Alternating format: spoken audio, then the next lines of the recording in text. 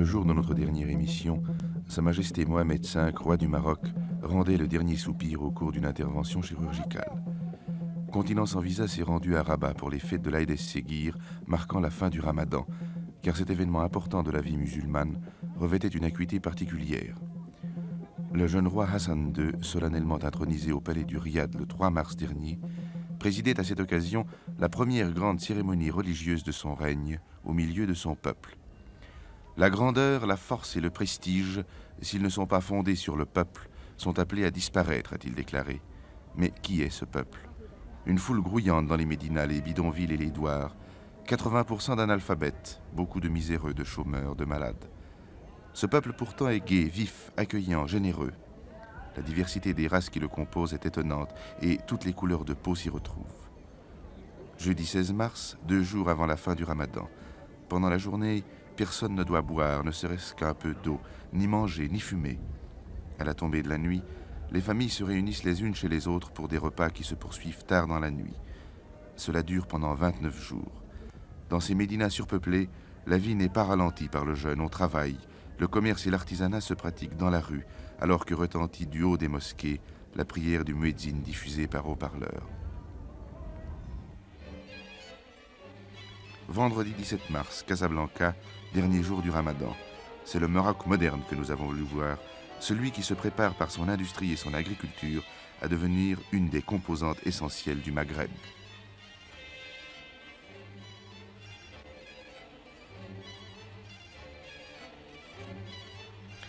Ces usines ont été construites après l'accession du pays à l'indépendance. Ce sont des entreprises marocaines qui fabriquent des camions sous licence étrangère. Le personnel est exclusivement marocain à tous les échelons.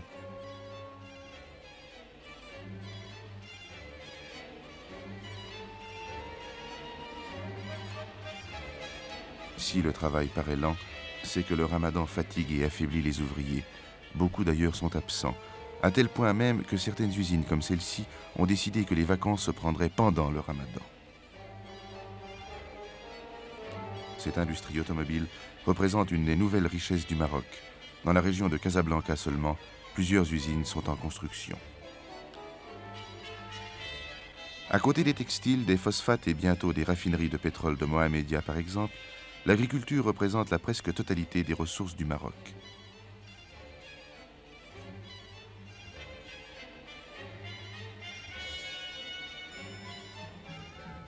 Nous nous trouvons ici, dans la plaine du Rarb, dans un des 112 centres de travaux agricoles que l'État a créés dans le pays. Ce centre de 30 000 hectares est équipé de 50 chenillards, 28 tracteurs, de camions-citernes, de stations de graissage mobile, d'ateliers de réparation.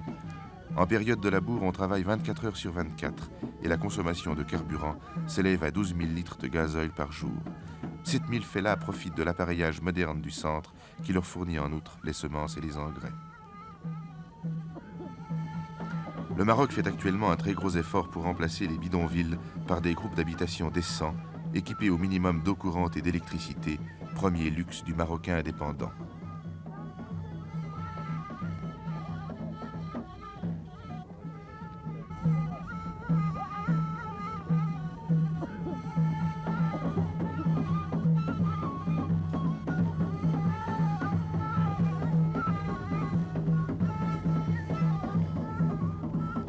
Pour faire tomber le taux incroyable d'analphabétisme, le gouvernement édifie ces écoles qui, puisqu'elles sont encore rares, sont toutes modèles.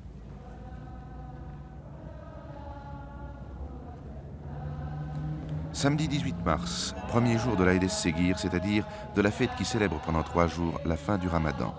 Du fond de la Médina, la foule des hommes monte en chantant vers le palais royal.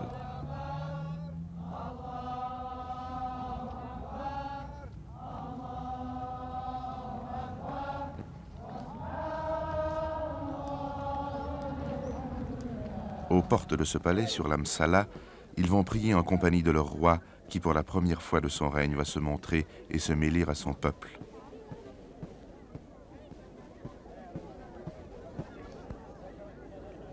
Si l'armée royale forme la première aide d'honneur, la seconde, la plus belle, est formée par les cavaliers des tribus venus des confins du pays.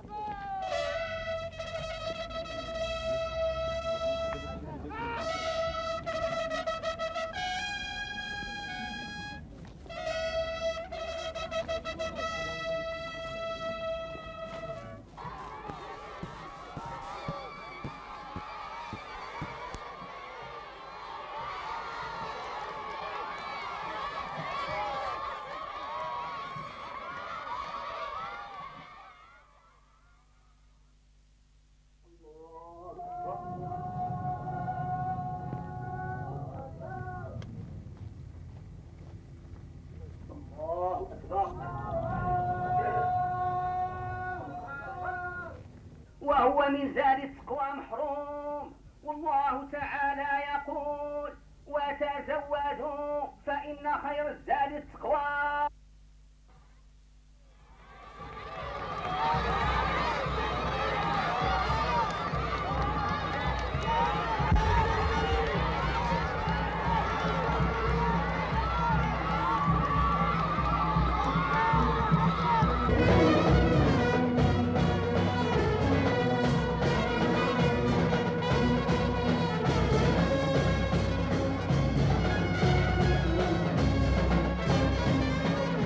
Dimanche 19 mars, deuxième journée de l'Aïd es-Séguir.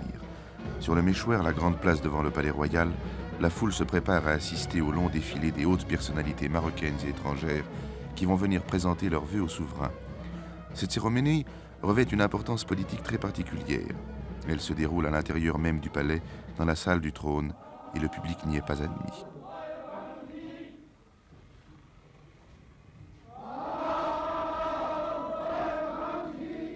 Selon un protocole sévère et complexe, le roi reçoit d'abord les membres de la famille royale, les membres du Conseil constitutionnel, les délégations des différents ministères, des préfectures, des provinces, des conseils communaux et municipaux et les officiers de l'état-major du royaume. C'est là que nous assisterons à la réconciliation officielle entre le roi et M. Driss Mamdi, ministre des Affaires étrangères, leader de l'UNFP, qui est le principal parti de l'opposition de gauche.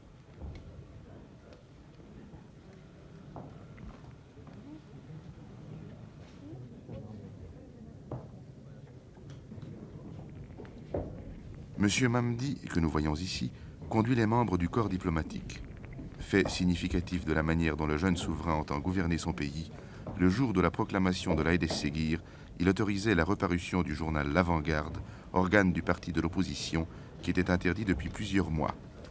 C'est là un fait inattendu, surtout lorsque l'on sait qu'aucun des dirigeants de l'UNFP, Union nationale des forces populaires, n'avait assisté à la cérémonie d'intronisation du nouveau souverain.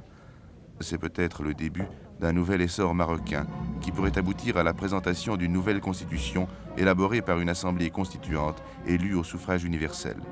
C'est là le vœu de l'UNFP.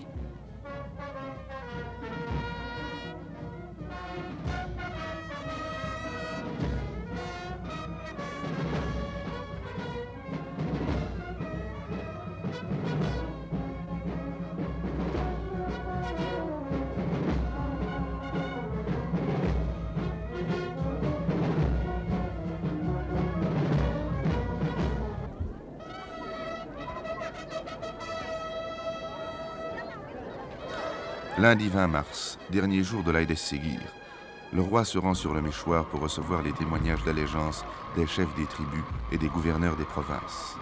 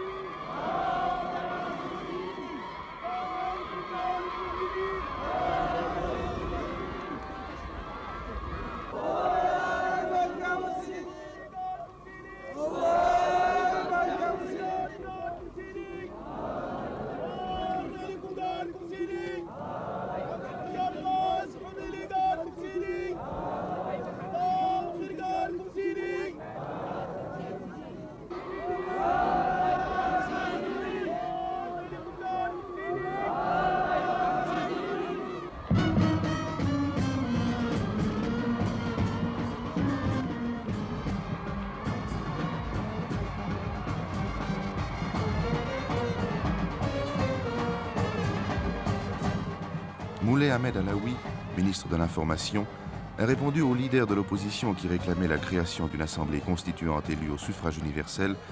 Il y a là, dit-il en montrant la foule rassemblée sur le Méchouar, une immense constituante. Cette constituante sera-t-elle d'accord avec cette interprétation? Nous sommes les témoins de la naissance d'un nouveau Maroc qui commence avec le règne d'Hassan II. Quel sera son destin ?